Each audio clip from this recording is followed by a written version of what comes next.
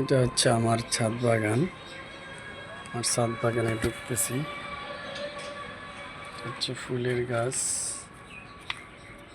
এটা হচ্ছে কপ পাতা গাছ, বেগুন গাছ। মাশাআল্লাহ করে বেগুন এটা ছোট ধরছে। এর কয়েকবার 7-8 বার খাওয়া হয়েছে বেগুন মোটামুটি। মাশাআল্লাহ এটা হচ্ছে ঢেঁড়স গাছ, ঢেঁড়সও 5-6 বার খাওয়া হয়ে গেছে। কদু শাক, এই যে পুঁই শাক। মাশাআল্লাহ পেঁপে গাছ, পেঁপে ধরছে কিছুটা। মালটা গাছ, এটা হচ্ছে মালটা গাছ। পুঁই শাক, এটাও পেঁপে গাছ। এটা হচ্ছে লেবু গাছ। মাশাআল্লাহ লেবুগুলো এগুলো ছিঁড়ি নাই। এই যে মাশাআল্লাহ লেবু গাছ, লেবু গাছ, লেবু। এটা ওইদিকে একটা কিন্তু সফেদা ধরেছে, ওই যে মাশাআল্লাহ এই যে সফেদাগুলো আস্তে আস্তে বড় হচ্ছে। সফেদা গাছ, এটা হচ্ছে মালটা গাছ, এটা মালটা গাছ। মালটা এখনো ধরে নাই, এগুলো মালটা গাছ। এটা হচ্ছে ডালিম গাছ।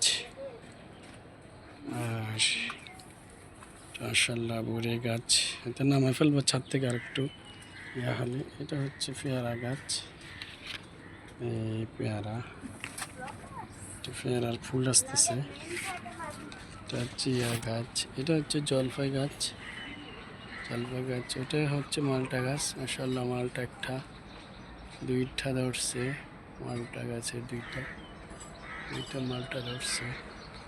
এটা হচ্ছে মাশাআল্লাহ পেয়ারা গাছের মধ্যে পেয়ারা আসতেছে, এই যে পেয়ারা আসতেছে, একটু পিঁপড়া আসতেছে। এটা হচ্ছে আনার গাছ, এটা লেবু গাছ, লেবু গাছে ফুল আসতেছে, লেবু গাছে ফুল আসতেছে মাশাআল্লাহ। এটাও পেয়ারা গাছ, পেয়ারা গাছে এগুলা কি পেয়ারার ফুল না পাতার ফুল বোঝা যাচ্ছে না, আমাদের মেবি পেয়ারার ফুল হবে, ঝরে যাচ্ছে। এটা পেয়ারার ফুল কিন্তু ঝরে যাচ্ছে। একটু নার্সারিতে আলাপ করবো কেন ঝরে যাচ্ছে, যে ফুলগুলি ঝরে যাচ্ছে। এটা ডালিম গাছ, এটা হচ্ছে লেবু গাছ, এটা নিম গাছ, এটা হচ্ছে মালটা গাছ, এটা জলপাই গাছ, এটা হচ্ছে জলপাই, এটা আমড়া গাছ, এটা আমড়া গাছ, পেঁপে গাছ একটা আছে, এটা হচ্ছে জলপাই গাছ, লেবু গাছ। লেবু গাছগুলো তো মোটামুটি মাশাআল্লাহ ফুল আসছে। এটা হচ্ছে মালটা গাছ, মালটা গাছে মাশাআল্লাহ মালটাটা খাওয়ার উপযোগী হচ্ছে। এটা নিম গাছ, এটা হচ্ছে পেয়ারা গাছ, এটা হচ্ছে লেবু গাছ। মাশাআল্লাহ লেবু গাছে একটু একটু ফুল আসতেছে, এই যে লেবু, লেবু গাছ খাওয়ার উপযোগী হচ্ছে। এইটা পেঁপে গাছে মাশাআল্লাহ এটাই।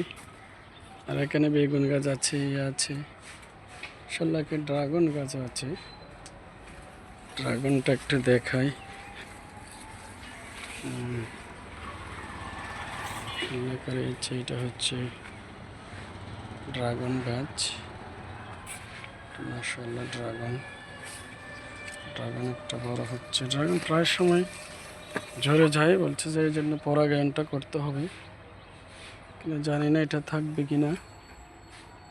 চেষ্টা করব পরাগায়ন করার জন্য। এটাই কি কি করা যায়। এগুলো হচ্ছে কালাপতি শাক, একটা ঢেঁড়স গাছ, কলা গাছ, ঢেঁড়স গাছ। এটাই